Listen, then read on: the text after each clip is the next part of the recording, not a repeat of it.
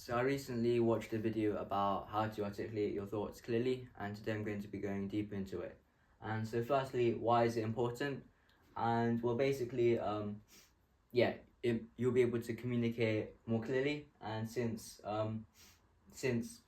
your speech is basically a reflection of your thoughts. If, for example, your thoughts are muddled, then if your thoughts are like muddled and you're confused, then the way you speak will also be impacted in the same way. And likewise, if your thoughts are clear and structured and you know what you're going to say, then your speech comes out confidently and direct.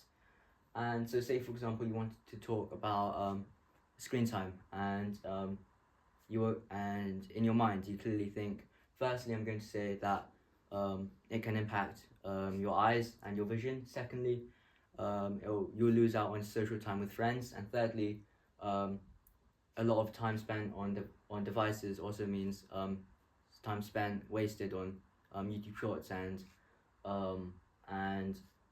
games. So yeah, so a lot of it is just wasted, and you could be doing things more productively.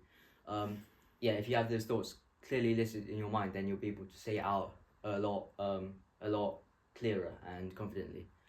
And so, firstly, the first tip is to read. And so, basically, the foundation of all clear thinking and speaking comes from books that you read, and it exposes your mind to new ideas and rich vocabulary, as well as different ways to organize your thoughts. And it's especially good to read heavy books. So, for example, non-fiction books or biographies, or business books and things like that, since they provide you with ideas that you can use within your conversations. And so for example, if you wanted to learn about leadership, you could read a book. You could read like Winston Churchill's biography, and about how he was able to lead the British soldiers to victory against Nazi Germany, even after they had many defeats, especially the one in Dunkirk. And so if you read that, you'll be able to get a lot of ideas from his book, and you'll be able to put them into use, as well as put them into use in your life, as well as through your communication. And lightweight books can also be quite good, as they can also give you creativity, and they can give you ways to think outside of the box. And it's good to read maybe 5 to 10 pages daily to build like a habit of reading consistently. And even if you can't read that much in a day, at least try to do a few pages, and you'll gradually, slowly be able to improve your communication. And secondly is writing. And so basically, after you've read the books, the thoughts and ideas in your mind are just quite scrambled together and quite confusing. And so you can write them down or annotate them to help organize your thoughts. And you can visually gauge basically where your thoughts and ideas are. And if there are some irrelevant topics, you can just get rid of them and focus on the ones that you will use in conversation. And so I know that my dad always, whenever he reads a book, he always uses post-it notes, and he always underlines words that he doesn't know, so that he can come back to them, and make notes and remember them more clearly. And I think it's good because you'll be able to memorize the key parts and the most important things inside the book, as well as find out new words that you don't know, which if you don't annotate it, you probably will just forget about it. So I think it's a good thing to do, since, like I said before, you will be able to organize your thoughts more clearly. And thirdly is speaking, since it's basically the whole purpose of these 3 steps, and it's where your thoughts from the paper come through your words in conversations. And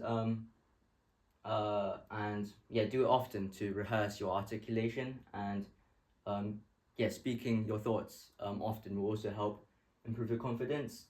And it might take it like scientifically, I mean, yeah, it should take about 2 weeks scientifically for most people, where you give like a daily commitment for reading, writing, and speaking, and eventually you'll be able to improve over those 2 weeks, and by the end you'll be able to be a lot more confident than you were before.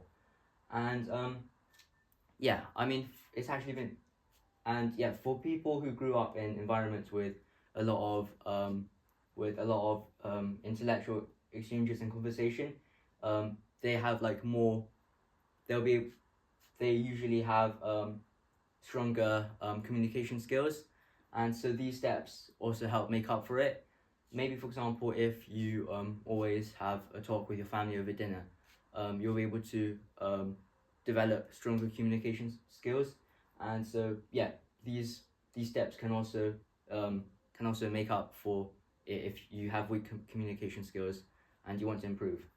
And yeah, they can be really important in life. Maybe, for example, in interviews, um, where where yeah, you have to give your ideas. If you learn these steps, you'll be able to tell the interviewer clearly and demonstrate your confidence and your ability to to just think of new ideas as well. And yeah, thank you for listening. I think the most important points to take away are that firstly, your thoughts play a big part in how you will communicate. Secondly, the importance of reading and writing and speaking, since those are the three key points that make up how you will, how you will speak your ideas through communication. Thank you for listening.